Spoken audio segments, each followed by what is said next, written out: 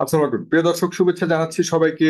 আজকের এই বিশেষ সাক্ষাৎকার বলুন, আলোচনা বলুন, একজন আপনাদের সবার প্রিয়, সবার পরিচিত বিশিষ্ট ব্যক্তিত্ব, বিশিষ্ট রাজনীতিবিদ জনাব মাওলানা সৈয়দ ফয়জুল করিমের কথা শুনবার জন্য আপনারা বসে আছেন। নিশ্চয়ই আপনারা হাজারো মানুষ ইতিমধ্যে আমাদেরকে নক করেছেন কখন শুরু করব। অবশেষে আপনাদের সামনে আমরা হাজির করতে সক্ষম হয়েছি জনাব ফয়জুল করিমকে। তিনি, আপনারা জানেন যে তিনি বাংলাদেশ ইসলামী আন্দোলন বাংলাদেশ, যার পূর্ব নাম ছিল ইসলামী শাসনতন্ত্র আন্দোলন, এর নায়েবে আমির। আমি অনেক অনেক ধন্যবাদ জানাচ্ছি, কৃতজ্ঞতা জানাচ্ছি জনাব আহ, সৈয়দ ফয়জুল করিম। আপনি কেমন আছেন? আমাকে নিশ্চয়ই শুনতে পাচ্ছেন? একটু আনমিউট করে বলতে হবে, দুঃখিত, একটু আনমিউট করে বলতে হবে, একটু আনমিউট করতে পারো। আনমিউট। জি। একটু আনমিউট করতে হবে। আপনার পাশে যিনি আছেন একটু দয়া করে বলবেন, সহযোগিতা করতে একটু আনমিউট করতে হবে। জি। জি, এখন এখন শোনা যাচ্ছে। জি। জিজ্ঞাসা করি কেমন আছেন? নিশ্চয়ই ভালো আছেন। আলহামদুলিল্লাহ। আল্লাহ পাক ভালো রাখছেন। আপনি কেমন আছেন? জি, অনেক ভালো আছি। আপনাকে অনেক ধন্যবাদ, অনেক ব্যস্ত সময়ের মধ্যেও আপনি আমাকে সময় দিয়েছেন। আমি আপনাকে সরাসরি যদি চলে যাই, আপনি সদ্য সমাপ্ত দীর্ঘ প্রায় বলবো যে 17 বছরের সাবেক সরকারের, প্রাক্তন সরকারের বিভিন্ন সময়ের, এর আগে দেখা যাচ্ছে যে সেনা শাসিত সরকার ছিল, এরপরে আওয়ামী শাসক ছিল 15 বছর। সবকিছু মিলিয়ে আপনাদের দীর্ঘ রাজপথের আন্দোলনের শেষ হলো গত কয়েকদিন আগে, যে বৈষম্য বিরোধী আন্দোলন বলুন বা অন্যান্য আপনাদের সবার সম্মিলনে যে আন্দোলনটি শেষ হলো, সেখানে আপনি আপনার যে ভূমিকা, আপনার যে একটি, এবং জনগণ দেখেছে যে সেটি ছিল সম্পূর্ণভাবে আপোষহীন। আপনি ব্যক্তিগতভাবে যেমনটি, এবং আপনার দল থেকে আপনার নেতৃত্বে আপনার ভূমিকা ছিল অটল এবং আপোষহীন। যতটুকু দেখতে পেরেছে, সান্ধ্য আইন ভাঙার ক্ষেত্রে আপনার ব্যক্তিগত ভূমিকা ছিল খুবই কঠোর। আহ এখন নতুন করে চ্যালেঞ্জ, আপনাদের এই আন্দোলনের ফসল যখন আপনার ঘরে তুললেন, অনেকগুলি চ্যালেঞ্জ আমরা দেখতে পাচ্ছি। বিশেষ করে সাবেক প্রধানমন্ত্রী শেখ হাসিনার ভারতে এই মুহূর্তে অবস্থান করছে। তিনি সেখান থেকে বিভিন্ন ভাবে কিন্তু অনেকের ভাষায় হুমকি বলুন, অনেকের ভাষায় তিনি বিভিন্ন ধরনের বিভ্রান্তের কথা বলছেন। আবার অনেকে বলছেন না, নতুন একটা সম্ভাবনা আসতে পারে যে তিনি বাংলাদেশে যে কোনো মুহূর্তে চট করে ঢুকে যেতে পারেন, এবং তিনি এখনো পর্যন্ত প্রধানমন্ত্রী থেকে পদত্যাগ করেননি। এইসব বিষয় নিয়ে সর্বপ্রথম আপনার ছোট্ট করে মন্তব্য চাই জনাব সৈয়দ ফজল করিম। নাহমাদুহু ওয়া নুসাল্লি আলা রাসূলিহিল কারীম। আম্মা বাদ। আসলে আমাদের আন্দোলন এখনো শেষ হয়নি। আমরা ব্রিটিশ হটাও আন্দোলন থেকে আন্দোলন শুরু করেছিলাম। এরপরে মুসলমানদের জন্য এক আলাদা ভূখণ্ডের জন্য আন্দোলন করেছিলাম। আবার পশ্চিম পাকিস্তান থেকে বাংলাদেশ নামে এক দেশকে স্বাধীন করার জন্য আন্দোলন করেছিলাম। হুম। এরপরে স্বৈরাচার হটাবার জন্য আন্দোলন করেছিলাম। আবার 2024 5ই আগস্ট আমরা আন্দোলন করেছি। এর কারণটা কি ছিল? এর মূল কারণ ছিল সাম্য, মানবিক মর্যাদা, সামাজিক ন্যায় বিচার প্রতিষ্ঠা করা। কিন্তু দুঃখের বিষয় হলো এই, বাস্তবতা হলো এই, যে 71-এর পর থেকে 2024 5ই আগস্ট পর্যন্ত যারাই ক্ষমতায় ছিল, মানুষের আশা আকাঙ্ক্ষার প্রতিফলন তারা ঘটাতে পারেনি। সাম্য, মানবিক মর্যাদা, সামাজিক ন্যায় বিচার প্রতিষ্ঠা করতে পারেনি। এই কারণেই আবার বৈষম্য বিরোধী আন্দোলন হয়েছে। হুম। বৈষম্য দূর হবে। যদি বৈষম্যতা দূরই করতে না পারলাম, তা আন্দোলন শেষ কোথায়? আমরা একটা পর্যায়ে পৌঁছছি, কিন্তু আমি মনে করি যতদিন পর্যন্ত সাম্য, মানবিক মর্যাদা এবং সামাজিক ন্যায় বিচার প্রতিষ্ঠা না হবে, হুম। ততদিন আমাদের আন্দোলন চলতে থাকে। এবং আমি বিশ্বাস করি আমাদের আন্দোলনের মূল উদ্দেশ্য হলো মানুষের অধিকারকে ফিরিয়ে দেওয়া। মানুষের বাক শক্তির অধিকার, অর্থনৈতিক অধিকার, খাদ্যের অধিকার, বস্ত্রের অধিকার, চিকিৎসার অধিকার, হুম। শ্রমিকদের অধিকার, মজদুরদের অধিকার, পুরুষের অধিকার, মহিলাদের অধিকার, মুসলিমদের অধিকার, হিন্দুদের অধিকার, খ্রিস্টানদের অধিকার, বৌদ্ধদের অধিকার। এক কথায় বাংলাদেশের ভূখণ্ডে যত মানুষ, যত ধরনের, যত ডিজাইনের, যত মতের, যত পথের মানুষ আছে, প্রত্যেকটা মানুষের অধিকার যতদিন পর্যন্ত আমরা বাস্তবায়ন করতে না পারবো, ততদিন পর্যন্ত আমাদের আন্দোলন সমাপ্ত হবে না, চলতেই থাকবে। মাত্র 5ই আগস্ট একটা ফেসিবাদ থেকে আমরা মুক্ত হয়েছি। জি। কিন্তু তার মানে এই নয় যে উৎখাত করতে পেরেছে। আপনাকে অবশ্যই জানতে হবে যে আসলে দুর্নীতি এমন কোনো জায়গা নাই যেখানে দুর্নীতি নেই। রন্ধ্রে রন্ধ্রে দুর্নীতির বীজ ঢুকে গেছে, জান ঢুকছে। কাজে এখান থেকে বের হওয়ার জন্য সময় দরকার, সময় লাগবে। মানুষদেরকে কিউর করতে হবে, মোটিভেশন করতে হবে, তাদের ব্রেনকে ঢেলে সাজাতে হবে। এর জন্য আমি মনে করি যে আমাদের যারা এই আন্দোলনের মধ্যে ছিলাম, তাদের আন্দোলন শেষ না, মানুষকে প্রেয়ার করতে হবে, মোটিভেশন করতে হবে, প্রস্তুত করতে হবে দেশকে ভালো বানাবার জন্য। যখন আলহামদুলিল্লাহ একদল মানুষ এই দেশকে ভালো বানাবার জন্য চেষ্টা করবে, তখন ইনশাল্লাহ আমাদের আন্দোলন সমাপ্ত হবে মনে করি। জি, কিন্তু আপনি এখনো চ্যালেঞ্জ রয়ে গেছে মনে করছেন, কোনটাকে আপনি চ্যালেঞ্জ রয়ে গেছে বলে মনে করছেন, এবং আপনাদের সফলতা একদিকে বলছেন আবার চ্যালেঞ্জ রয়ে গেছে বলে মনে করছেন? এখন তো দেখেন, নতুন আমাদের সবকিছু। চ্যালেঞ্জ দুই দিকের চ্যালেঞ্জ আছে। হুম। ভিতরগত চ্যালেঞ্জ আছে, বাহিরের চ্যালেঞ্জ আছে।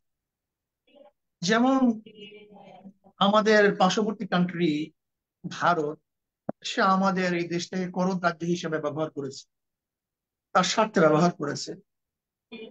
ভারত এ দেশকে একটা অঙ্গরাজ্য মনে করছে। ভারত তার নীতি ও আদর্শ চাপিয়ে দিয়েছে, কর্তৃত্ব প্রতিষ্ঠিত করেছে। কাজে যেহেতু তার কর্তৃত্ব এখন নাই, কিন্তু ভবিষ্যতে কর্তৃত্ব সৃষ্টি করার জন্য চেষ্টা করবে, এরই সব। মানে রাজ্যে তো আর কিছু নেই। হুম। আবার পরাজিত শক্তি ঘুরে দাঁড়াবার জন্য চেষ্টা করবে, এরকম দুনিয়ার মধ্যে দেখা গেছে। হারার পরে আবার তারা জেতার চেষ্টা করছে, এটা আপনিও করতেন, আমিও করতাম। হুম।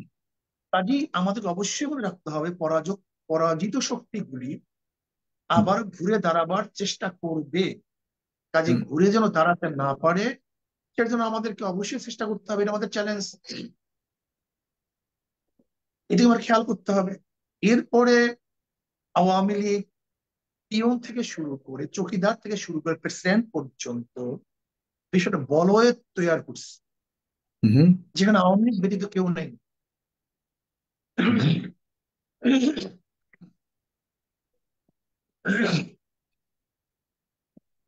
এবং দুর্নীতি কোন পর্যায়ে পৌঁছে আপনি দেখেছেন হুম। যে প্রাইম মিনিস্টার বলছে আমার পিয়ন 400 কোটি টাকা মালিক। হেলিকপ্টার ঘুরে, যদি একজন পিয়ন 400 কোটি টাকার মালিক হয় হেলিকপ্টারে ঘুরে, তাহলে যারা রাঘব বোয়াল আছে তাদের অবস্থাটা কি? আপনি নিশ্চয়ই দেখেছেন ফরিদপুর জেলার ছাত্রলীগের সভাপতি 2,000 কোটি টাকা পাচার করেছে। এরপর আমলাদের অবস্থা কি দেখেছেন? বেনজির মতিউর সহ প্রত্যেকটা আমলা চতুর খতিয়ান বের হয়েছে। এটি তো আমরা আশ্চর্য। আর যাদের বের হয় নাই, দেখেন বরফের যে উপরের যত খণ্ড দেখি, তার চেয়ে অনেক বেশি কিন্তু নিচে থাকে। হুম। আজকে দুর্নীতি যত প্রকাশ পেয়েছে, এর গভীর কিন্তু এর চেয়ে অনেক বেশি দুর্নীতি আছে। যেরকম বাংলাদেশ ব্যাংকের গভর্নর সাহেব বললেন, গোটা দুনিয়ার মধ্যে ব্যাংকের এইভাবে লুটপাট করার ইতিহাস কেউ দেখেনি। হুম। ওই যে একজন যারা উপদেষ্টা আছে তারা বলছে আমাকে দুর্নীতির সাগরের মধ্যে ঠেলে দেওয়া হয়েছে। দুর্নীতি ছাড়া কোনো সেক্টর নেই, কোনো জায়গা নেই। আপনি কি বুঝছেন? যে সরকার পরিবর্তন হওয়ার সাথে সাথে সুপ্রিম কোর্টে পুরো বেঞ্চ পরিবর্তন হয়েছে, ইতিহাস আছে। পুরো হুম। সংসদের সমস্ত সদস্য পালিয়ে বেড়ায়, ইতিহাস আছে দুনিয়াতে। সর্বোচ্চ বিদ্যাপীঠ সে ভিসি গুলি সব পদত্যাগ করে, ইতিহাস আছে দুনিয়াতে। প্রাক্তন আইজি গুলি অ্যারেস্ট হয়, পালিয়ে বেড়ায়, ইতিহাস আছে দুনিয়াতে কোথাও। তার মানে হলো এমন কোন জায়গা নেই যে জায়গাতে দুর্নীতি হয় নাই, দুর্নীতি করে নাই। কাজী এগুলো তো চ্যালেঞ্জ। এই দুর্নীতিতে মুক্ত করা, মুক্ত হওয়া, সুন্দর এক দেশকে উপহার দেয়া, মানুষের আশা এবং আকাঙ্ক্ষার বাস্তবায়ন করা, যেগুলো তো চ্যালেঞ্জ থাকবেই। তাহলে হঠাৎ করে যদি বলি যে শেখ হুম। হাসিনা চলে গেছে, কাজে আমরা মুক্ত হয়ে গেছে, স্বাধীন হয়ে গেছি, হুম। ব্যাপারটা এত সহজ না। আমাদেরকে আরো অনেক দূর এগোতে হবে, অনেক অনেক কাজ করতে হবে, অনেক কাজ এখনো বাকি।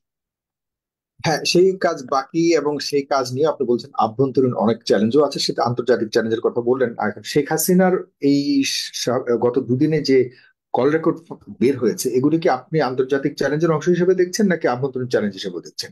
এই এই দেখেন, বক্তব্য। শেখ হাসিনাকে নিজেই, আমার ধারণা শেখ হাসিনা নিজেই অডিও রেকর্ডটা ছেড়ে দিয়েছে। এটা আচ্ছা। এরকম না যে কোনো গোয়েন্দা গোয়েন্দা গোয়েন্দা সংস্থা এটা ছাড়ছে, তা না। হুম। এটা স্পষ্ট পরিকল্পিত ভাবে কল রেকর্ড নিজেই ছেড়েছেন। এটা তাদের নেতা কর্মীদের উৎসাহিত করার জন্য, হুম। নতুন ভাবে দেশকে অস্থির করাবার একটা পদ্ধতি হিসাবে হতে পারে, হুম। তার নেতা কর্মীদেরকে আবার ঐক্যবদ্ধ করারও একটা পদ্ধতি হতে পারে, হুম। আবার এই সরকারকে দুর্বল করার হুমকিও হতে পারে। হুম। আপনি যেই সাইডে নেন না কেন, কোনোটাই বাদ জি। দেওয়া যেত না। কিন্তু এটা যে তারা পরিকল্পিত করছে, হুম। এটা মনে হয় কোনো সন্দেহ নেই। এই পরিকল্পনার অংশটাকে আপনি কতটা সফল হতে পারবে, মানে যেটাকে আপনার ষড়যন্ত্র, সেই সফলতার জায়গাতে আপনারা কিভাবে দেখেন, মানে তার সম্ভাবনাকে কিভাবে দেখেন? জনগণকে ঐক্যবদ্ধ থাকতে হবে এক জায়গাতে, দুর্নীতির বিরুদ্ধে, এই দেশকে রক্ষা করার পক্ষে, এবং এই ভূখণ্ডকে ঠিক রাখার জন্য, সেফ রাখার জন্য, এবং পার্শ্ববর্তী কোনো দেশের পরত রাজ্য থেকে হেফাজত করার জন্য এই জায়গাতে আমাদের সমস্ত জনগণের ঐক্য থাকতে হবে। ঐক্যের বিকল্প নেই। যদি এখানে বিচ্ছিন্ন হয়ে যায়, তাহলে কিন্তু আবারও আমাদের উপর বিপদ চেপে আসবে, কোনো সন্দেহ নেই। কোনো সন্দেহ নেই। এই ঐক্যের প্রশ্নে যদি আমি আপনার কথা ধরেই যদি একটু পরবর্তী প্রশ্নে যাই, সেটা খুবই গুরুত্বপূর্ণ, যেটা আপনাদের প্রতি সবাই সবসময় বলে যে এই ঐক্য আপনাদের মধ্যে কতটুকু আছে। আপনারা দীর্ঘদিন কিন্তু এই গত সরকারের বিরুদ্ধে ঠিকই করেছেন, কিন্তু অনৈক্যের কারণে কখনো আপনারা সফলতা পান, এটা নিশ্চয়ই আপনি আপনি স্বীকার করেন সবাই। কিন্তু মানে আমি শুধুমাত্র আপনাদের ভিতরে বলতে, আমি সবগুলো বিরোধী দলের কথা বলছি, ইনক্লুডিং আপনার দল, কখনোই একটা প্ল্যাটফর্মে আসতে পারেননি। কিন্তু এই লাস্ট আন্দোলনের মধ্যে আপনারা সামহাও একত্রিত হওয়ার কারণেই কিন্তু একটা সফলতা আপনি দেখতে পেরেছেন, যদি সেই সফলতা নিয়ে এখনো চ্যালেঞ্জের কথা আপনি বলেছেন। কিন্তু আপনাদের মধ্যে ঐক্যে ধরে রাখার যে আপনি আহ্বান করছেন, এখানে আসলে বাধাটা কোথায়? আমি যদি প্রথমত আপনাকে জিজ্ঞাসা করি যে আপনাদের ইসলামিক রাজনীতি করা বা দলগুলি, ইসলামিক দলগুলি, ইসলামিক মনা দলগুলি, তাদের মধ্যে অনৈক্যের মূল কারণ কি বলে মনে করেন? আপনারা তো একসাথে পাশাপাশি কিন্তু পাশাপাশি আন্দোলন করেছেন, সবগুলি দল, এই এই আন্দোলনে 24 আন্দোলনে। দেখেন, আমি এখনকার কিন্তু সব কথা বলে বাংলাদেশের, ফেলি। জি, এখনো কি আপনাদের ওই ঐক্যটা আছে কিনা, আপনি কেন মনে করছেন প্রয়োজন আছে ধরে রাখতে, মানে ধরে কি রাখতে পারছেন না, তাহলে সেই জায়গাতে আমার প্রশ্ন। দেখেন, আমি যেই টপিকস এর কথা বলছি, যে ইস্যুর কথা বলছি, এই ইস্যুতে ঐক্য থাকতে হবে। তার মানে এই নয় যে আপনার সাংগঠনিক পলিসি, সাংগঠনিক আপনার প্রোগ্রাম, এগুলি সব ঐক্য হতে হবে, আপনার নীতি ও আদর্শ ঐক্য হতে হবে, আপনার কাজকর্ম ঐক্য হতে হবে। হুম। এটা দ্রুত, এটা কঠিন। হুম। কিন্তু আমি বলেছি কমপক্ষে বহির আক্রমণ থেকে দেশকে হেফাজত করার জন্য এই পয়েন্টে সবাই ঐক্য থাকতে হবে। এখানে বিচ্ছিন্ন হওয়ার কোনো সুযোগ নেই। যেরকম আওয়ামী ফেসিসের বিরুদ্ধে আমরা সবাই ঐক্য হয়েছি, এখানে আমরা দেখি নাই কি কোন দল আছে, কি কোন দল করছে। যারা আওয়ামী লীগকে চায় না, এই নির্যাতন জুলুম থেকে পরিত্রাণ লাভ করতে চায়, সবাই মিলেমিশে কাজটা করছে। ঠিক আমাদেরকে এই পয়েন্টে সবাই ঐক্য থাকবে। এখানে দ্বিমত পোষণ করলে আবারও সেই পাথর আমাদের উপর চেপে বসবে। তো এখানে মনে রাখতে হবে, অন্তর্বর্তীকালীন সরকার, হুম। সে যদি ঐক্যতা ধরে রাখতে না, এখন কিন্তু তার কাজ, এটা কিন্তু হুম। আমাদের কাজ না। এখন কিন্তু আমাদের ঐক্যতাকে ধরে রাখার মূল দায়িত্ব পালন করতে হবে অন্তর্বর্তীকালীন সরকারের। হুম। কারণ সে এখন পাওয়ারে আছে, রাইট। তার নিজের জন্যই এটা জরুরি। যদি সে আমাদের গুরুত্ব না দেয়, হুম। ইদানিং আমরা দেখেছি যাদের জন্য আন্দোলন করেছে, যেমন আপনি দেখেছেন আমরা জীবনের রিস্ক নিয়ে, জীবনের হুম। মায়া ত্যাগ করে রাস্তায় ছিলাম। ইসলামী আন্দোলনের বাহিরে কিন্তু কোন দল, দলের নামে, দলীয় ব্যানারে, এবং আমাদের ক্যাডারের কোন লিডার কিন্তু মাঠে ছিল না, আমাকে দেখাতে পারবেন না। আমাদের ক্যাডারের কোন রাজনৈতিক লিডার মাঠে ছিল, সামনে ভাগে ছিল, আপনি আমাকে দেখাতে পারবেন না। হুম। যেখানে ইসলামী আন্দোলন বাংলাদেশ এত বড় রিস্ক নিয়েছে, সেখানে তো অন্তর্বর্তী সরকারের কমপক্ষে পরামর্শে বা তার বিভিন্ন পরামর্শের উদ্ধৃতে আমাদেরকে স্মরণ করা দরকার। কিন্তু আমরা কি দেখলাম, যে অন্যান্য রাজনৈতিক দলের মতো বাস, যে সেটা একটা সিস্টেম পালন করার পরই দেখা যায় আহ, রাজনৈতিক দলকে তারা খুব বেশি মূল্যায়ন করছে বলে আমার মনে হয় না। তার মানে যদি যারা আপনাদের পক্ষ থেকে একই অভিযোগ, এই অভিযোগ তো আমরা দেখছি যে সকল রাজনৈতিক দল থেকে আছে এই এটি সরকার। হুম। এটা করতে পারে, এটা হতে পারে, সবারই একই কথা একই প্রশ্ন হতে পারে, হয়তো সবাইকে অবহেলা করতেছে সরকার, হতে পারে। এটাকে আপনারা অনুভব করছেন তাহলে যে আসলে অবহেলা করছে? অবহেলা বিষয়টা কিন্তু খুব গুরুত্বপূর্ণ একটা শব্দ বললেন, আসলে কি ওরকম পর্যায়ে? আমার কাছে মনে হয় আহ, একটু কেমন কেমন জানো, হয়তোবা আহ, সরকারকে আরো সচেতন হওয়া দরকার, বর্তমান অন্তর্বর্তী সরকারকে আরো সচেতন হওয়া দরকার আমাদের কল্যাণের জন্য এবং তারও কল্যাণের জন্য। মানে সে যে কাজটা করতে চায়, হুম। যদি সে আসলে সচেতন না হয় এবং দূরদর্শীপূর্ণ না হয়, তাহলে আল্লাহ না করুক যদি কোনো রকমের হোঁচট খায়, তা সবাই কিন্তু ক্ষতিগ্রস্ত হবে, এই দেশ ক্ষতিগ্রস্ত হবে, জনগণ ক্ষতিগ্রস্ত হবে। তা আপনাদের সাথে তো দেখলাম আমরা তারা সাক্ষাৎ করেছে এবং আপনারা সব দলকে তারা ডেকেছিল, সেখানে কি ধরনের আশ্বাস দিয়েছে এবং একসাথে কাজ করবার আপনাদেরই তো ফসল। যারা আচ্ছা, উপদেষ্টা পদে তুমি গিয়েছে বলেছেন। তারা তো যোগ্য হতে পারে, কিন্তু আন্দোলন তো আপনারা ছিলেন, আপনারা সামনের ভাগে ছিলেন, আপনাদের আন্দোলনের ফসল হিসেবে তারা এখন সংস্কার করবার জন্য দায়িত্ব পালন করছে। সেখানে মানে সামনে নির্বাচনকে ঘিরে বিভিন্ন মত তো রয়েছে। সংস্কারের ব্যাপারেও কোন ধরনের সংস্কার তারা করবে, কতটুকু তারা সামনে যাবে, কতটুকু পর্যন্ত সংস্কার করবে, এসব ব্যাপারে কি আপনার কোনো রোড ম্যাপ বা কোনো ধরনের ইয়ে পেয়েছেন কিনা তাদের কাছে একটু আমরা বলবেন? অনেকগুলো ওপিনিয়ন তাদেরকে দিয়েছি, লিখিত ওপিনিয়ন আমরা দিয়েছি, প্রায় 13 দফা আমরা তাদেরকে প্লেস করছি, কোন কোন জায়গায় সংস্কারের প্রয়োজন, কিভাবে সংস্কারের প্রয়োজন, এবং নির্বাচন কিভাবে করতে হবে। এগুলো আমরা আমরা পিআর সিস্টেমে নির্বাচন, সংখ্যানুপাতিক হারে নির্বাচনের জন্য আমরা সেখানে আবেদন করেছি, যুক্তি হুম। তুলে ধরেছি যে যদি পিআর সিস্টেমে নির্বাচন করা হয়, তাহলে সমস্ত দলের এবং সমস্ত মতের অংশগ্রহণ মূলক এক সংসদ সেখানে উপহার দেওয়া সম্ভব, এটা আমরা হুম। বলেছি। তারপর আমরা বলেছি যে যতক্ষণ পর্যন্ত ফেয়ার ফ্রি গ্রহণযোগ্য নির্বাচনের পরিবেশ না হবে, হুম। ততক্ষণ পর্যন্ত নির্বাচন দিয়ে লাভ নেই। মানুষ গ্রহণ করতে পারে, কারো হুম। ভোট অধিকার প্রয়োগ করতে পারে, এবং ফেয়ার ফ্রি এইখানে একটু গ্রহণযোগ্য স্পষ্ট হতে চাই জনাব ফজল করিম। মানে বিএনপি বলছে যে যে দ্রুত সম্ভব নির্বাচন দিতে হবে, কিন্তু আপনি বলছেন যে এটা এনশিওর করতে হবে আগে যে ফেয়ার ইলেকশন হবে কিনা।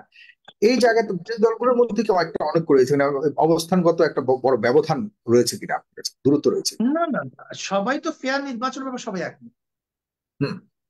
ফেয়ার কিন্তু আমি নির্বাচনের সবাই কোন ব্যাপারে সময় করা উচিত বলে মনে করি, সেই জায়গাতে আপনাদের ভিন্ন ভিন্ন মত রয়েছে, সেখানে বলছি। গ্রহণযোগ্য নির্বাচনের ব্যাপারে তো কেউ দ্বিমত নেই। হুম। বাকি বিএনপিও কিন্তু সময় দিতে চায়, হুম। সে সময়টা কি পরিমাণের হবে, মূল প্রশ্ন এখানে। সেও সময় দিতে চায় না তা না, হুম। এবং রাইট। বিএনপি আগে যে সময়ের ব্যাপারে যে চাপাচাপি করছিল, মনে হয় সেখান থেকে একটু সরে আসছে, এখন চাপাচাপি সে করতেছে, এ ব্যাপারে হুম। কিন্তু সেও একমত হয়েছে। হুম। কাজে সময়টা তবে সরকারের রুট ম্যাপ দেওয়া দরকার। বিএনপি এবং আমরা কিন্তু দাবি করেছে আগে সাংবাদিক সম্মেলনে হুম। যে অন্তর্বর্তী সরকারকে একটা রুট ম্যাপ দেওয়া চাই, হুম। যে আমরা এই কাজগুলি করার পরই নির্বাচন দেব। এবং হুম। আমরা বলেছি সরকার জনগণ অস্থির হওয়ার যদি অস্থির হয়ে যায় জনগণ, হুম। নির্বাচন কেন দেয় না, নির্বাচন কেন দেয় না, এটা সরকারের জন্য, অন্তর্বর্তী সরকারের জন্য এটা ব্যাড নিউজ না, গুড নিউজ না, ব্যাড নিউজ। কিন্তু আচ্ছা।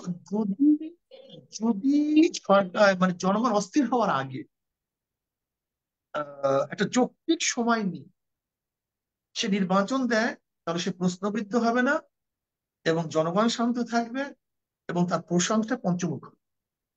তার মানে আপনিও মানে বিএনপির যে অবস্থান সেটাও আপনারা মোটামুটি কাছেই আছেন, মানে ফেয়ার ইলেকশনের ব্যাপারে সবাই একমত, গ্রহণযোগ্য নির্বাচন করতে হবে এই ব্যাপারে সবাই একমত, কিন্তু নির্বাচনটা কত সময়ের মধ্যে দিতে হবে এটা মোটামুটি আপনার কাছাকাছি অবস্থানে রয়েছে, বেশি দূরত্ব নয়।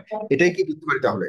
যেমন বিএনপি বলছে যে দ্রুততম সময়ে, তারাও বলছে না যে 1 বছরের মধ্যে দিতে হবে বা 6 মাসের মধ্যে, তারাও বলছে দ্রুততম সময়ের মধ্যে, আর আপনারা বলছেন যে অবশ্যই এটা যেন গ্রহণযোগ্য ফেয়ার নির্বাচনের একটা পরিবেশ তৈরি করে, সেটা কি দ্রুততমের কথাই ইঙ্গিত করছেন, নাকি যতটুকু তারা সময় নেই, মানে যতক্ষণ পর্যন্ত না তারা মনে করবে গ্রহণযোগ্য নির্বাচনের পরিবেশ এসছে ততক্ষণ পর্যন্ত তারা সময় নেই, সেই জায়গাতে আপনাদের অবস্থাটা একটু জাস্ট? দেখেন, এত ঘুরে দেওয়া সমাজকে, এই ঘুরে ধরা সমাজকে, দুর্নীতিযুক্ত সমাজকে পরিবর্তন করার জন্য একটু সময় লাগে, এবং সেই যৌক্তিক সময় যদি অন্তর্বর্তীকালীন সরকার নেয়, তাহলে কার কোনো আপত্তি থাকার দরকার, সে মানে প্রশ্ন থাকবে না, আপত্তি থাকবে না। রাইট। যৌক্তিক। সে যৌক্তিক সময়টা কি হবে? আমি আজকে একটা ইন্টারভিউতে বলছি, কেউ যদি ধরেন ওয়াশরুমে যায় হুম। আর বাহিরে একজন দাঁড়ানো অবস্থা থাকে, সে কিন্তু হঠাৎ নক করে না। যখন সে সময় ওভার করে তখন কিন্তু নক করে। ঠিক কথা ঠিক না? কাজে রাইট। জনগণ যেন নক করতে না, ওকে, নক করতে ফাইন। না। তার মানে ওয়াশরুমে গিয়ে বের হওয়ার যে একটা যৌক্তিক সময় আমাদের ধারণায় আছে, এর বাইরে গেলে জনগণ নক করবে, সেটা আপনি বোঝাতে knock চাচ্ছেন। knock করতে চায়। কিন্তু কোনো টাইম ফ্রেম আপনি বলতে চাচ্ছেন না, সেটাই বুঝতে পারছি। ওকে, চমৎকার। আপনার কাছ থেকে আরেকটি বিষয় জানতে চাচ্ছি যে আজকে দেখলাম পত্রিকাতে যে বৈষম্যবিরোধী ছাত্র আন্দোলন নেতারা যারা ছিল তারা একটা দাবি করছে যে আওয়ামী লীগকে নিষিদ্ধ করতে হবে, মানে দল হিসেবে। এই ক্ষেত্রে আপনাদের অবস্থান কি? দেখেন, এই নিষিদ্ধ নিষিদ্ধ, এই দল নিষিদ্ধ করো, ওই দল নিষিদ্ধ করো, আমি এইটা চাই না। আমি চাই একটা নীতি নির্ধারণ করা দরকার, যে এই হুম। নীতি ও আদর্শের বাইরে যে যাবে সে নিষিদ্ধ হয়ে যাবে। যদি কোনো দলের মধ্যে খুনি থাকে, লুটেরা থাকে, দুর্নীতিবাজ থাকে, ধর্ষক থাকে, খুনি থাকে, গুমি থাকে, চাঁদাবাজ থাকে, পাচারকারী থাকে, হুম। দুর্নীতিবাজ থাকে, এরকম যদি কোনো সংগঠনের মধ্যে থাকে, সেই দল, সেই ব্যক্তি এমনিতেই ব্যান্ড হয়ে যায়। এরকম আইন থাকা উচিত। হ্যাঁ। নয়তো কিন্তু আওয়ামী লীগের বিগত বিগত ভূমিকার কারণে এখন নতুন করে যে একটা দাবি উঠছে, যেটা আজকে একদম আমি আপনার অনুষ্ঠান শুরু করার কিছু আগে দেখলাম বৈষম্য বিরোধী ছাত্রদের শীর্ষ নেতারা এই দাবি অলরেডি আনুষ্ঠানিকভাবে করেছে। সেখানে আপনি কি মনে করবেন কিনা যে আওয়ামী লীগের যেই ডেফিনেশনটা আপনি এইমাত্র দিলেন, এই অপরাধী কি আওয়ামী লীগ সংগঠন হিসেবে অপরাধী কিনা? কিন্তু সবাই জানবে, সবাই দেখবে, সবাই দেখছে, সবাই দেখবে। আমার কথা হলো, যে কোনো একটা ভিত্তি স্থাপন করা দরকার। যেমন নির্বাচন কমিশনের ব্যাপারে যদি আইন থাকতো, যদি কোনো নির্বাচন কমিশন মানে গ্রহণ গ্রহণ যে জনগণ যে নির্বাচন প্রত্যাখ্যান করছে, গ্রহণযোগ্য নির্বাচন না, এরকম যদি হয় তাহলে তাকে শাস্তির আওতায় আনতে হবে। এরকম হুম। যদি আইন থাকতো তাহলে কিন্তু তারা এই রাত্রের ভোটকে স্বীকৃতি দিতে পারতো না, আচ্ছা। ভোটবিহীন সরকারকে বসাতে পারতো না। তারা পারছে কেন? তারা বলবে তারা যা করবে সেটাই রাইট। এরকম ভাবে আমরা দেখছি 71-এর পর থেকে আজ পর্যন্ত যারাই হুম। ক্ষমতায় ছিল। আচ্ছা বলেন তো, দেশটা দুর্নীতিতে 5বার চ্যাম্পিয়নশিপ লাভ হয়েছে কি শুধু আওয়ামী লীগের আমলে, না বিগত দিনে হয়েছে? জি। যদি তাই হয়ে থাকে, তাই হয়ে থাকে, হুম। তাহলে তাদের রাজনীতি করার যৌক্তিকতা রেখে কেন তারা রাজনীতি করে?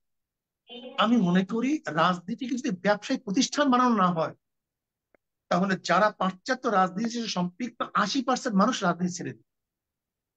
আমরা রাজনীতি ব্যবসায়িক প্রতিষ্ঠান বানিয়ে ফেলেছি, এটা কোনো খ্যাতমত নেই। এখন কেউ যদি কোন দলের সম্পৃক্ত থাকে, তার 14 গোষ্ঠী খাওয়ার জন্য যথেষ্ট। আর রাজনীতি ছিল খ্যাতমত, যেরকম ভাসানী করেছিলেন, আমাদের পূর্বপুরুষরা করেছিলেন, কিন্তু সেখান থেকে ওরা ব্যবসায় পরিণত করেছে। এর জন্য আমি মনে করি রাজনীতিকে ব্যবসায়িক প্রতিষ্ঠান বানানো যাবে না, রাজনীতিকে খ্যাতমতের প্রতিষ্ঠান বানাতে হবে। যারা রাজনীতিকে ব্যবসায়িক প্রতিষ্ঠান বানাবে, তাদের রাজনীতি থাকবে না, তাদের দল থাকবে না, এরকম করা উচিত। যে এই ইঙ্গিতের মধ্যে আমি আপনাকে এই ইঙ্গিত সম্পর্কিত প্রশ্ন একটা করতে চাই। মানে আপনাদের সাথে বিএনপি বা অন্যান্য দলের সাথে বিভিন্ন ধর্মীয় আকিদাগত যেমন দূরত্ব আছে, জামাতে ইসলামের সাথে আপনাদের দূরত্ব সেই ঐতিহাসিক দূরত্ব রয়েছে, কিন্তু এই আন্দোলনে আপনারা মোটামুটি পাশাপাশি একই উদ্দেশ্যে আপনারা ইয়ে করেছেন। এখন সেই দূরত্বের অবস্থান কি? এক আর দুই হলো বিএনপির ব্যাপারে আপনি যদি আমি যদি বলি আপনাদের দলের শীর্ষ নেতা আমির কিছুদিন আগে সম্মানিত আমির বলেছেন যে জামাতে ইসলামের আমিরও একজন একই একই কথা বলেছেন, আপনাদের আমিরও একই কথা বলেছেন যে একটা পতিত সরকারের কাছ থেকে আরেকটা পতিত কারো কাছে ক্ষমতা যাক, সেটা আমরা চাই না। এই ইঙ্গিত আপনারা কাকে দিচ্ছেন বা কাকে মিন করছেন? সেখানে বিএনপি কে আপনার কোন পর্যায়ে রেখেছেন? দেখেন, চিহ্নিত মহল, এদেশের মানুষ সবাইকে চিহ্নিত মহলকে চিনে। হুম। যদি বিএনপির লোকজন এই দুর্নীতির সাথে সংযুক্ত নাই থাকবে, তাহলে বিএনপি এত ইদানিং কত তাদের কর্মীকে এবং নেতাকে এক্সপেল করছে কেন, বহিষ্কার করছে কেন? যদি তারা সম্পৃক্ত নাই থাকবে, এটা বহিষ্কার করতেছে কেন? হুম। বহুত জেলার, বহুত থানার কমিটি বিলুপ্ত করতেছে কেন? এই কাজগুলির সাথে তারা সম্পৃক্ত ছিল। এরপর দেখেন যে বিএনপির বিরুদ্ধে আন্দোলন কেন করেছিল, কেন আন্দোলন হয়েছিল। তখন তো দেখছি পত্রিকার হেডলাইনে দুর্নীতি দুর্নীতি দুর্নীতি, খাম্বা কেস, ট্রান্সফার কেস, হাওয়া ভবন, তো দেখছি আমরা। হুম। দেখতে দেখতে বড় হইতিস এবং বুড়া হয়ে যেতিস।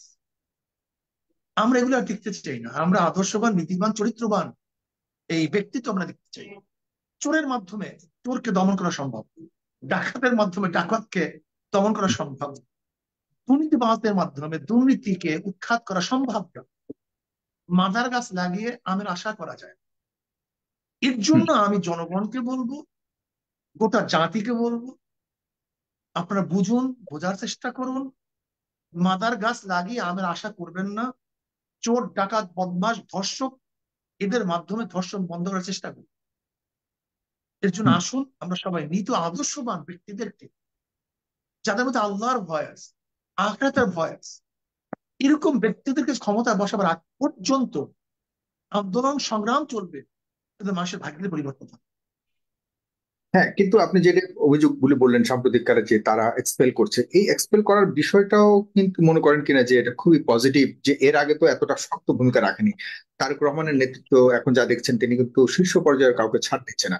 তো এই যে একটা সংস্কারের ক্ষেত্রে তারাও যে একটা ভূমিকা রাখছে, এখানে এখানে কি আপনার কোনো ধরনের অবজারভেশন আছে কিনা যে তারা ছাড় দিচ্ছে না? এবং পাশাপাশি আরেকটা প্রশ্ন রিলেভেন্ট করে রাখি, যে আপনাদের এই যে এখন নিজেদের মধ্যে একটা দূরত্ব তৈরি হচ্ছে, এই দূরত্বটার সুযোগ নিয়ে অন্য কোনো শক্তি আবার আপনাদের নতুন কোনো চ্যালেঞ্জে ফেলবে কিনা বাংলাদেশকে চাই, সেখানে আপনারা কতটুকু সচেতন আছেন? দেখেন, আওয়ামী লীগকেও দেখছি অনেক স্পেল করছে। আওয়ামী লীগকে আমরা দেখেছি অনেকে শাস্তি দিয়েছে, এরকম তাদের শাস্তি দেয়।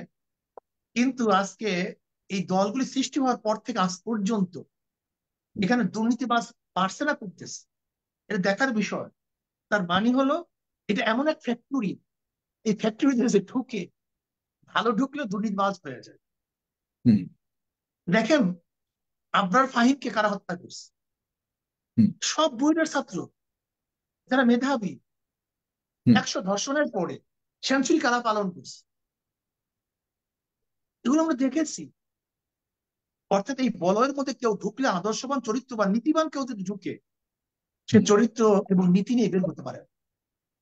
এর জন্য দেখবেন ওই অনেক এই সমস্ত পাশ্চাত্য রাজনীতির সাথে জড়িত, তার অনেকেই বলে আমাদের দল করে মানুষ স্বার্থের জন্য, কল্যাণের জন্য মানুষ এখানে দল করার জন্য আসে। আর আমরা দল করি মানুষের কল্যাণের জন্য, স্বার্থের জন্য। কাজে আসলে নীতির মধ্যে পার্থক্য আছে। এই নীতি ও আদর্শ পরিবর্তন ব্যতীত এখান থেকে দুর্নীতি কোনোদিন বন্ধ করা সম্ভব না। আপনি যেটা বলতে চাচ্ছেন যে আগের সরকারের যে কার্যক্রমগুলি করেছে, এই ধরনের কার্যক্রমে সংযুক্ত কোনো নেতৃত্ব যেন না আসে, সেজন্য আপনার জনগণকে সচেতন করতে চাচ্ছেন। এটা কি এমন কিনা যে কোনো একটা মহল এসে জনগণের ভোটটাকে ইগনোর করে আসলে অন্য কোনো শক্তিকে যেন জায়গা না দিয়ে আপনাদের ইচ্ছা মতো কাউকে বসিয়ে দিক, ব্যাপারটা এরকম নাকি? আপনি মনে করেন যে জনগণের ভোটের রায়ের মাধ্যমে এরকম একটা সরকার আসুক, সেটা আপনারা চাচ্ছেন? আসলে জনগণ তো ঐক্যবদ্ধ হয়, সব করা সম্ভব। নেতারা বিক্রি হয়, জনগণ কিন্তু বিক্রি হয়। হুম। নেতারা চুরি ডাকাতি করে, কিন্তু জনগণ কোন চুরি ডাকাতি করে? হুম। নেতারা দেশের মাল লুটপাট করে পাচার করে, কিন্তু জনগণ কিন্তু পাচার করে। কিন্তু আমরা জনগণকে ভুল মেসেজ প্রদান করি। হুম। যদি আমরা জনগণকে সঠিক মেসেজ দিতে পারি, জনগণকে ভালো দিকে ঐক্য করতে পারি, ভালো বিষয়ের ঐক্য করতে পারি, তাহলে ইনশাল্লাহ কোনো লুটেরা, দুর্নীতিবাজ এদেশের শাসক হবে না। এটা আমার বিশ্বাস। অবশ্যই পরিবর্তন হবে, এবং আমরা তাই দেখতেছি। জি। মানে জনগণ যদি ভোট দিতে পারে আর ভোটের সেই প্রকৃত সংস্কৃতি যদি ফিরে আসে, ডেফিনেটলি আপনি যেভাবে বলেছেন কোন দুর্নীতিবাদ যেন কোনো ক্ষমতায় আহরণ করতে না পারে, সেটা জনগণ নিজেদের ভোটের মাধ্যমে নিশ্চিত করবে। এটি আমরা সবাই মনে করি যে এরকম একটা সিস্টেম চালু হওয়া উচিত বাংলাদেশে। বাকি রইল জামাত ইসলামের সাথে আপনাদের সম্পর্ক, সেখানে আপনাদের অবস্থান কি? এ একটি খুব মানে জনবহুল জনপ্রিয় একটা প্রশ্ন আছে আপনাদের এবং তাদের সাথে। আপনারা তো আন্দোলন করেছেন, একই অভিযোগ কি তাদের প্রতি আপনাদের আছে, যেটা আপনি বললেন এই মুহূর্তে যে বিএনপির ব্যাপারে? তাদের ব্যাপারে আপনার অভিমত কি? দেখেন, জামাতের ব্যাপারে, জামাতের সাথে হক্কানি উলামায়ে কেরামের যে মতনৈক্য ছিল, সেখান থেকে জামাত এখন পর্যন্ত এক চুল পরিমাণ সরে নেই, এবং হক্কানি ওলামায়ে কেরাম তার স্ট্যান্ডের উপরেই আছে, সেখান থেকে তারাও সরেনি। বাকি জামাতের উচিত এই সময়টাকে কাজে লাগিয়ে হুম, হক্কানি ওলামায়ে কেরামের সাথে যে দূরত্বটা আছে সেটা কমিয়ে আনা। যেহেতু আগামীকাল তো নির্বাচন হচ্ছে না, নির্বাচনের সময় নিবি, এ ব্যাপারে তো কোনো দ্বিমত নেই। হুম। কাজে তাদের এই মিডিয়ার মাধ্যমে বা ব্যক্তির সাথে বা তাদের মুখে ঐক্যের কথা না বলে যদি বাস্তব তারা ঐক্যের পরিকল্পনা গ্রহণ করে, এটা জামাতের জন্য কল্যাণ, এই জাতির জন্য কল্যাণ। এর জন্য আমি তাদেরকে অনুরোধ করব যে আপনারা আপনাদের মতানৈক্যগুলি হক্কানি ওলামায়ে কেরামের সাথে মিটিয়ে জলদি জলদি সুন্দর একটা পরিবেশ সৃষ্টি করুন, তাহলে এই জাতি উপকৃত হবে। আমি মনে করি জামাত উপকৃত হবে।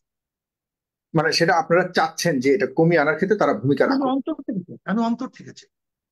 আপনি আমি অন্তর থেকে আমি দেখেন, আমি কিন্তু বিভেদ চাই না, আমি কিন্তু কিন্তু আপনি আমার কি মনে নীতির করেন উপর কিনা থেকে যে অন্য সবকিছু। কোনো শক্তি আপনাদের মধ্যে আসলে এরকম একটা বিভেদ দূরত্ব তৈরি থাকুক, বিদ্যমান থাকুক, এক্ষেত্রে এখানেও ভূমিকা রাখছে, এবং সেই সেই জায়গাতে আপনারা পা দিয়ে এখনো পর্যন্ত নিজেদের মধ্যে একটা ঐক্য তৈরি করতে পারেননি, যেটির কারণে আপনারা এখনো পর্যন্ত ইসলামিক দল অনেক শক্তিশালী হওয়ার সুযোগ থাকলেও আপনারা এখানে ব্যর্থ হচ্ছেন বারবার। এক আর দুই হলো দেখুন সাগর আপনারা সাহেব, আমি যদি বসি তাহলে তৃতীয় শক্তি আসবে কিভাবে আমাকে বলুন তো? আপনাকে আমি ডাকি, আপনি আমাকে ডাকেন, হুম, আপনি বসেন আমিও বসি, এখানে তৃতীয় শক্তি হস্তক্ষেপ করবে কিভাবে আমাকে বলুন তো? হুম। আমাকে বলুন না। আর বিবেকটা যদি এরকম হতো হঠাৎ। আপনারা ঠিক আছেন বলে আপনারা মনে করলে অনেকে মনে করছে আপনারা ঠিক নাই।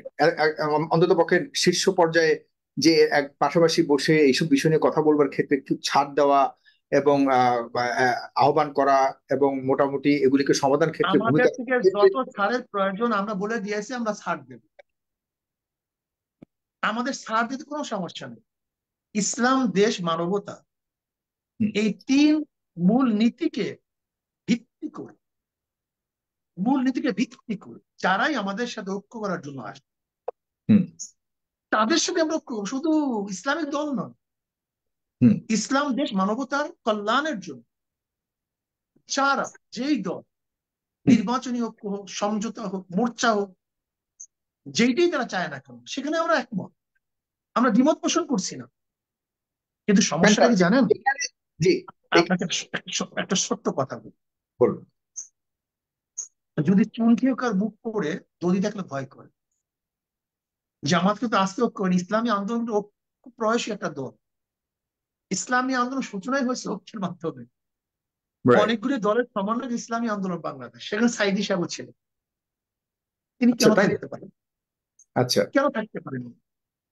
হুম, এরপরে আসুন, এদেশে ঐক্যের জন্য আইডিয়াল হয়েছিল, হুম, আইডিয়াল কেন ভেঙেছে ইতিহাস কিন্তু মানুষ জানে। ইত্তেহাদুল উম্মাহ হয়েছিল, হুম। ইত্তেহাদুল উম্মাহ কেন থাকে নাই এদেশে মানুষ কিন্তু জানে। এর জন্য আমি বলবো, আমি সহজ সরল মানুষ ভাই, আমি অত বেশি জ্ঞানী না, আমার জ্ঞানে অনেক স্বল্পতা আছে। কিন্তু যারা বেশি জ্ঞানী আমি তাদেরকে বলবো যে বুদ্ধি করে লাভ নেই। এদেশের মানুষ সবাই বুদ্ধিমান, বুদ্ধি কম কাজ বেশি। আমাদের বুদ্ধি বেশি চালু, কিন্তু কাজ কম। হুম। যদি বুদ্ধি দিয়ে সবকিছু হয়ে যেত, তাহলে এদেশে মানুষ সবকিছু করতে পারে। এত রাইট। চালাক ভালো, এত বুদ্ধি কিন্তু ভালো, সহজ হই, সরল হই। আমি রাইট। বুদ্ধি চালাচালির চেয়ে যুক্তির চেয়ে, যুক্তি দিয়ে তো একজন উকিল সে খুনিকেও মুক্তি দিয়ে দেয়, এর জন্য কি সে মুক্তি, সে কি অপরাধী না? একটা যুক্তির দরকার হয় না, মিললে সহজেই মিলা যায়, আর না মিললে সাধারণ যুক্তি দ্বারা করা যায়। আমি কথাটা বুঝাতে পারছি? জি, জি, জি, আপনি আমি একদম খুব স্পষ্ট করে বলেছেন। আমি মনে করি যে আপনি সহজ সরল মানুষ বলেছেন, খুব সহজ সরল ভাবেই প্রত্যেকটা মানুষ এটা বুঝবে, খুবই চমৎকার ভাবে বলেছেন। আমার এখানে একটা খুব কি বলবো, একটা কৌশলী প্রশ্ন আছে, আমি যদি বলি, মানে আপনি বলছেন যে যে কোনো কেউ আপনাদের ঐক্যের সাথে মিলিয়ে যদি রাজনীতি করতে চায় আপনারা ওয়েলকাম জানাবেন, কারণ আপনারা আপনাদের ইতিহাসটাই, আপনাদের এই দলের জন্মটাই হয়েছে বিভিন্ন ধরনের যারা আপনাদের ঐক্যে সামিল হয়েছে বা এই দলের আদর্শে সামিল হয়েছে তারা বা কি বলা যায় এটাকে, কোনো একক সংগঠন নয়, বিভিন্ন জনের মতের সাথে আপনারা ইয়ে করে এখানে আপনি বলেছেন যে কেউ যদি সামনের রাজনীতির ক্ষেত্রে যদি এক ঐকমত পোষণ করে, যে কেউ আসতে পারে, রাজনীতি করতে পারবে। তার মানে আপনার গণতান্ত্রিক যে রাজনৈতিক ধারাটা চলমান রয়েছে, এই ক্ষেত্রে আপনারাও এই ধারাতে রয়েছেন, এবং যে কেউ যদি বাম ধারা থেকেও আপনাদের সাথে কাজ করতে আসে, সেখানেও আপনারা ছাড় দিবেন। ইসলাম দেশ মানবতার ক্ষেত্রে বাম না শুধু, যে কোনো ধর্মের লোক যদি আসে, ইসলামের বাহিনী অন্য ধর্মের লোক আসবে কেন? শান্তি পাওয়ার জন্য, মুক্তি পাওয়ার জন্য। হুম। কমিউনিস্ট আসবে কেন? কমিউনিজম কায়েম করার জন্য। আমরা হুম। তো সাম্যতা চাই। ইসলাম হুম। তো কমিউনিজম, হুম। ওদের কমিউনিজম না। আল্লাহ তো অস্বীকার করে কমিউনিজম না। হুম। এখানে কমিউনিজম হবে সমস্ত মানুষের অধিকারকে ফিরিয়ে দেওয়ার। এখানে সাম্যতা। হুম। আমি কথাটা ক্লিয়ারলি বুঝাতে পারছি তো? জি। মানে কথাটা বুঝাতে পেরেছেন এরকম যে অর্থাৎ সাম্যতা এবং সমতার দৃষ্টিতে যে কেউ যদি আপনাদের সাথে এসে বলে সে যদি বামধারার হয়, তাতেও সমস্যা নেই, তবে আপনাদের যে সাম্যের রাজনীতি, সেখানে তাদের একটা ইয়ে থাকতে হবে, এই তো কনসেন্ট থাকতে হবে, বা তাদেরও এই আদর্শে কাজ করার একটা ইয়ে থাকতে হবে। হুম। মানে প্রত্যেকে আসবে প্রত্যেকের কারণে। যেরকম হিন্দু আসবে শান্তির জন্য, কমিউনিজম আসবে মুক্তির জন্য, জনগণের মুক্তির জন্য। আর ইসলাম এমন এক নীতি ও আদর্শ, হুম। যে নীতি ও আদর্শ অ্যাপ্লাই করলে প্রত্যেকটা ধর্মের, প্রত্যেকটা গোত্রের, এমনকি জানোয়ার পর্যন্ত শান্তিতে বসবাস করতে পারবে। এটা আমরা বিশ্বাস করি, এবং হাজারো যুক্তি আমাদের কাছে আছে। চমৎকার, এখানে কাজে আমার প্রশ্ন আর সেকুলারিজম, কমিউনিজম, ক্যাপিটালিজম, হুম। হুম। ডেমোক্রেসি, এই হুম। সমস্ত আদর্শ অ্যাপ্লাই করে কোনো ফায়দা নেই। কারণ আমরা দেখেছি যে সংবিধানের চারটা মূল নীতি: হুম। গণতন্ত্রবাদ, সমাজতন্ত্রবাদ, ধর্মতন্ত্রবাদ, জাতীয়তাবাদ। এই চার মূল নীতির আদর্শে 53 বছর মানুষকে কল্যাণ দিতে পারে নাই, হুম। মুক্তি দিতে পারে নাই। সেকুলারিজম, জাতীয়তাবাদ, ধর্মতত্ত্ববাদ, এবার গণতন্ত্রবাদ যদি মানুষকে শান্তিতে পারতো, তাহলে দিতে হুম। পারলো না কেন? যেহেতু 53 বছর পর্যন্ত এই চার মূল নীতি মানুষকে শান্তি দিতে পারে নাই, এখন একটা মূলনীতি বাকি আছে, ইসলামী মূলনীতি, ইসলামী আদর্শ। যদি এখন আমরা ইসলামী আদর্শ অ্যাপ্লাই করতে পারি, তাহলে আমরা ইনশাল্লাহ চ্যালেঞ্জ দিতে পারি। 53 বছর দরকার নেই, আমাকে 10 বছর সুযোগ দাও। শুধু মাত্র 10টা বছর আমরা সুযোগ চাই। যদি 10 বছরে এদেশে দরিদ্র সীমার উপরে মানুষকে অর্থনৈতিক অবস্থায় না নিয়ে যেতে পারি, তাহলে আমাদের বিরুদ্ধে আন্দোলন করার প্রয়োজন নেই। আমরা কোনোদিন আর রাজনীতি করবো না। আচ্ছা, সেটা তো ঠিক আছে, আপনারা চাচ্ছেন একটা ইসলামিক মতধারার একটা সরকার আসুক, আপনারা 10 বছরের মধ্যে দেখিয়ে দিবেন যে আপনারা সফলতার সাথে দেশ চালাচ্ছেন, না হলে। ইনশাআল্লাহ, ইনশাআল্লাহ। আমার প্রায় শেষের দিকে চলে এসেছি। যেই প্রশ্নটা মূলত কেন করতে চেয়েছি, এটা হলো যে আপনি এর প্রেক্ষিতে যখন জামাতের প্রশ্ন আসে, জামাত ইসলামের প্রশ্ন, তখন আপনার আকীদার বিষয়টাকে সামনে নিয়ে আসেন, যে আকীদার বিষয় সম্পূর্ণভাবে ধর্মীয় একটা বিষয়, এবং যার যার ব্যক্তিগত একটা বিশ্বাসের বিষয়। আমার প্রশ্নটা ওইখানে আপনার কাছে, যে আপনি যখন বললেন সাম্যতার প্রশ্নে আপনি বামধারা রাজনীতির সাথে ঐক্য করতে রাজি আছেন, কিন্তু জামাত ইসলামের প্রশ্নে আপনারা আকীদাকে সামনে নিয়ে আসেন, এই জায়গাতে অনেকেই এটা বিভ্রান্ত হচ্ছে। মারাত্মক একটা মারাত্মক ব্যাপার। এইটা বুঝতে একটু সময় লাগবে। কিন্তু সেই দেখেন, সময়কে সিম্পলি যদি বলেন একটু দয়া করে, খুব স্বল্প ভাষায়। জি। সিম্পলি বোঝাতে চাই এর জন্য, দেখেন যে এই গোটা দুনিয়ার মধ্যে যত পদ আকিদা প্রতিষ্ঠিত হচ্ছে কাদের মাধ্যমে? হুম। শাসক গোষ্ঠীর মাধ্যমে। হুম। শাসক ব্যতীত পদ আকিদাকে প্রতিষ্ঠিত করতে পারে না। সহজ কথা, যে হুম। জামাত এস্টাবলিশ হয়, শক্তিশালী হয়, তখন সে তার আকিদাকে চাপিয়ে দিবে, যেটা আমাদের জন্য কল্যাণ। হুম। এখানে আমরা ভয় পাই, হুম। সোজা হিসাব আমি ভয় পাই। হুম। কিন্তু দেখেন অন্য আদার্সরা কিন্তু তাদের আকিদা, তাদের বিশ্বাস হুম। আমাদেরকে চাপিয়ে দেওয়ার ক্ষমতা রাখেন। হুম। কিন্তু এখানে কিন্তু তার আকিদা, তার বিশ্বাস আমাদেরকে চাপিয়ে দেওয়ার ক্ষমতা রাখে। হুম। এই কারণে হয়তোবা ওলামাই কেরাম আমার আমার না সাবজেক্ট। আর একটা কথা মনে রাখতে, সাবজেক্ট না আমার না। হুম। দেখেন আকিদার মাথাটা কিন্তু আমি তুলি নাই, আমি তখন জন্মও হইনি। রাইট। সাগর ভাই, এখানে কিন্তু অনেকেই ভুল করে, যে চরমনায়ের সাথে জামাতের, এটা আসলে একটা ভুল। এই এই ভুলটাই তো জানতে চাই, কারণ এই ভুলটা আপনিও জানেন, যে দেখেন স্টাবলিশ, জামাতের সাথে আপনারা একসাথে কাজ চরমনাই, করেছেন। হুম। চরমনায় সৃষ্টি হওয়ার পরে জামাতের সাথে গ্যাঞ্জাম শুরু হয়নি। মৌদুদী সাহেব, তার সাথে চরমনাই ওয়ালাদের সাথে কোনো দ্বন্দ্ব সৃষ্টি হয়নি। এই ব্যাপারটা অনেক আগের থেকে চলে আসছে, সেই ধারাবাহিকতা চলতেছে। হুম। আপনি একটা প্রশ্ন করতে পারেন, তাহলে এতদিন পর্যন্ত কিন্তু আমি রাজনৈতিক এই প্রশ্ন বলছি, কারণ স্থগিত আপনারা তো হওয়ার এখন কারণটা কি ছিল? রাজনৈতিক রাজনৈতিক সংগঠন চালাচ্ছেন এবং রাজনৈতিক ঐক্যের প্রশ্নেই কিন্তু আমরা কথা বলছি। আমি শেষ যে কথাগুলো বললেন চমৎকার ভাবে আপনাকে আগে আপনার দৃষ্টিভঙ্গিটা জানতে চেয়েছি, এরপরে কিন্তু এই জনপ্রিয় পপুলার একটা প্রশ্ন আপনাকে আমি করেছি। আমি রাজনৈতিক সাংগঠনিক আহ, মানে এই যে আপনি যেটা এর বললেন যে জন্য আপনি আমি মনে করি জামাতের জামাতের উচিত, এটা আমার ব্যক্তিগত তাদের উপরে দাবি থাকবে, জামাতের উচিত, যেহেতু দেশ চেঞ্জ হইতেছে, সময় চেঞ্জ হয়েছে, মানুষের হুম। মত চেঞ্জ হয়েছে, মোটিভেশন চেঞ্জ হয়েছে, হুম। মানুষই আদর অবস্থায় নেই। হুম। এখন যদি তারা তাদের সেই অনেক আগের সেই গুরুত্বপূর্ণ কথাগুলিকে স্টাবলিশ করার চেষ্টা করে, তাহলে আমি মনে করি তাদের জন্য কল্যাণ। দরকার কি বলি, এগুলো তো এমন না যে এছাড়া ইসলাম থাকবে না, দিন থাকবে না, ধর্ম থাকবে না, ব্যাপারটা এরকম না। আমি হুম। তো এরকমও বলছি যে যদি আমাদের উপর এরকম এসকাল তুলেন, কেউ প্রশ্ন তুলেন যে আপনি এটা বাদ দেন, যে হুম। আকিদার সাথে সম্পৃক্ত, আপনি এটা গলত, আমরা সাথে সাথে বাদ দিয়ে দেব, 1 সেকেন্ড দেরি করব। যদি আমাদের আচ্ছা। হক্কানি ওলামায়ে কেরাম বলেন যে আপনি হুম। এইটা বাদ দিয়ে দেন, সাথে সাথে বাদ দিয়ে দেব, আমরা 1 সেকেন্ড দেরি করব। একদম চমৎকার। আমি আপনার কাছে প্রায় শেষের দিকে, আমি জানি আপনার একটা গুরুত্বপূর্ণ অনুষ্ঠানের পাশে থেকেও আপনি আমার সাথে যুক্ত হয়েছেন, অনেক কৃতজ্ঞতা আবারও জানাচ্ছি। প্রিয় দর্শক, অনুষ্ঠানটিকে শেয়ার করবেন। আমরা খুব অনেক প্রশ্ন আমার সামনে ছিল এবং আছে, আমি জানি আপনারা জনাব নায়েবে আমির মাওলানা মুফতি সৈয়দ রেজাউল ফয়জুল করিমকে আপনারা অনেক প্রশ্ন করতেই এবং শুনতে প্রস্তুত আছেন, কিন্তু সময়ের কারণে আমি শেষ একটি প্রশ্ন করতে চাই। খুবই স্পর্শকাতর একটি বিষয়, আপনি যখন সংস্কার বলছেন, আপনারা যখন সাম্যতার কথা বলছেন, আপনারা যখন এই দেশকে নতুন একটা দেশের কথা বলছেন এবং যখন চাঁদাবাজি সন্ত্রাসবাদী বাদের বিরুদ্ধে কথা বলছেন, তখন আমরা আরেকটা চিত্র দেখতে পাচ্ছি বাংলাদেশে, যে বিভিন্ন জায়গাতে আহ মাজার পন্থীদের উপরে আক্রমণ, মাজার ভাঙা হচ্ছে এবং ভিন্ন মত, আপনাদের সাথে হয়তো আকীদাগত ভিন্নতা আছে, তাদের প্রতি অন্যায় অবিচার করার অভিযোগ রয়েছে। এসব ক্ষেত্রে আপনাদের আসলে অবস্থান কি? আসলে আমাদের সমস্যাটাই আসলে কেউ কিছু চিন্তাহীন মানুষ, অতি জজবাতি, আমাদের ইসলাম হুকুমত কায়েম করতে এত লেন্দি হওয়ার কারণটা কি, এত দীর্ঘ হওয়ার কারণটা কি? দেখবেন ইসলামী হুকুমতের কথা বললেই তারা 3-4টা আইনের কথা নিয়ে আসবে, 3-4টা আইনের কথা, এই চুরি করলে এইটা, এই ব্যভিচার করলে এইটা, বাস। ইসলাম কি মাত্র এই 2-3টা আইনের নাম? তার মানে হলো তার ইসলামকে একটা ভয় সৃষ্টি করার জন্য এই সমস্ত কাজগুলি করে। এখানে মাজার ভাঙতে, মাজার শব্দের অর্থ কি? মাজার শব্দের অর্থ কি? যায় জিয়ারত, যেখানে জিয়ারত করা হয় তার নাম মাজার।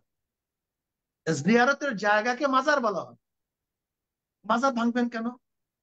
সেখানে যদি শরিয়াতের বিরুদ্ধে কোনো কাজ চলে, সেই অপসংস্কৃতি দূর করবো মানুষকে বুঝাবার মাধ্যমে।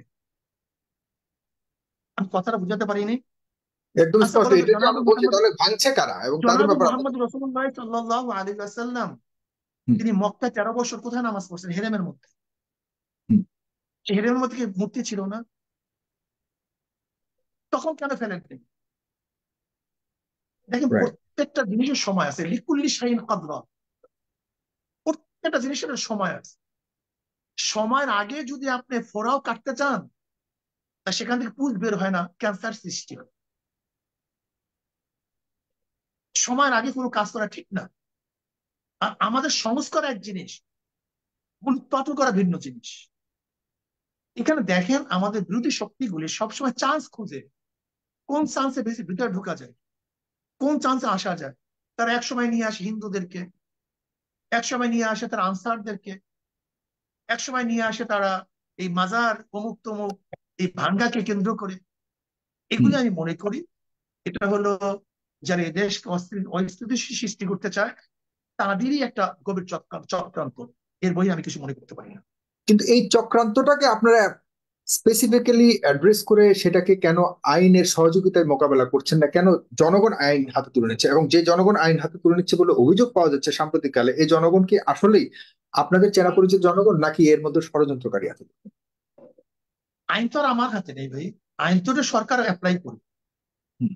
আমরা মানুষকে বুঝাতে পারি, আমরা বুঝাবার চেষ্টা করতেছি।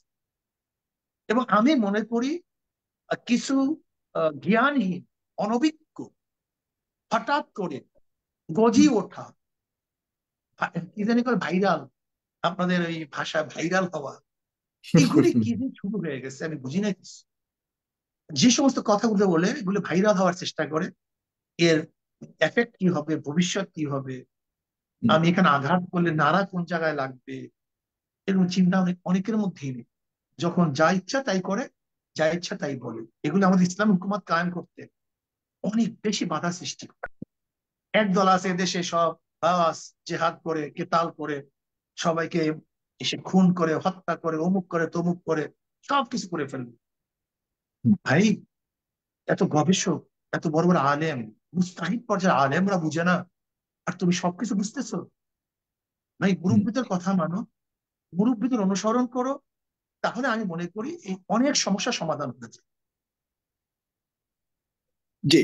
আহ, সেই জায়গাতে আমরা মোটামুটি স্পষ্ট অবস্থান বুঝতে পেরেছি, মাজার বিরোধী যারা যারা ভাঙছে তাদেরকে আপনারা কোনোভাবেই সমর্থন দিচ্ছেন না, এটাই আমি মনে করি যে খুব চমৎকার একটা অবস্থান আপনাদের। শুধু আর সমর্থন কথা নয়, আমি মনে করি বিভেদ সৃষ্টি করতেছে, এটা ফেতনা করতেছে, চরম ফেতনা করতেছে, চরম ফেতনা এবং করতেছে। ফেতনা সৃষ্টি করতেছে।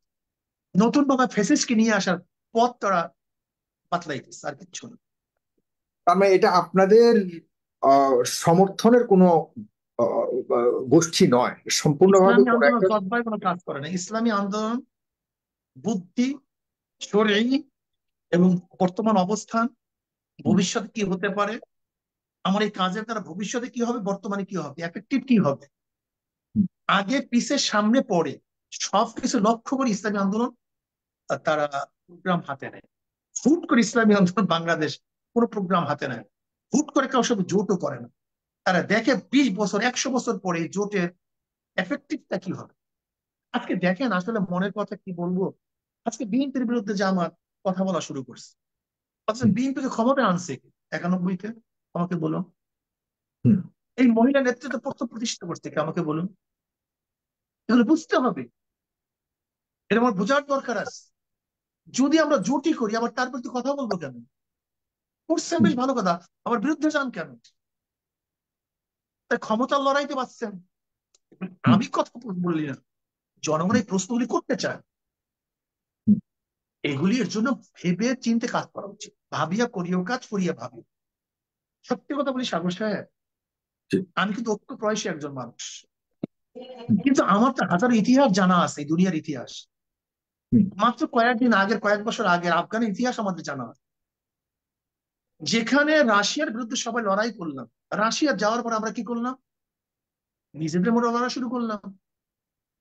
আজকে যদি ধরেন দুর্বল একটা ঐক্য করি, আল্লাহ না হুম, করুক, এরপরে যদি আবার নিজেদের সংঘাত শুরু হয়ে যায়, তখন মানুষ কি বলবে, মানুষ কি দেখবে? এই যে আমার মনের থেকে বলি, যা কিছু করেন শক্ত ভাই, ঢিলা ঢিলা না। মানুষ যেন যে আশা আকাঙ্ক্ষা, যা নিয়ে মানুষ বসবাস করতেছে, হুম, সে আশা আকাঙ্ক্ষার উপরে যেন আমরা কুঠারাঘাত না করি, মানুষের জীবন নিয়ে যেন খেলা না করি, মানুষের আবেগকে যেন আমরা অন্য পথে ব্যবহার না করি।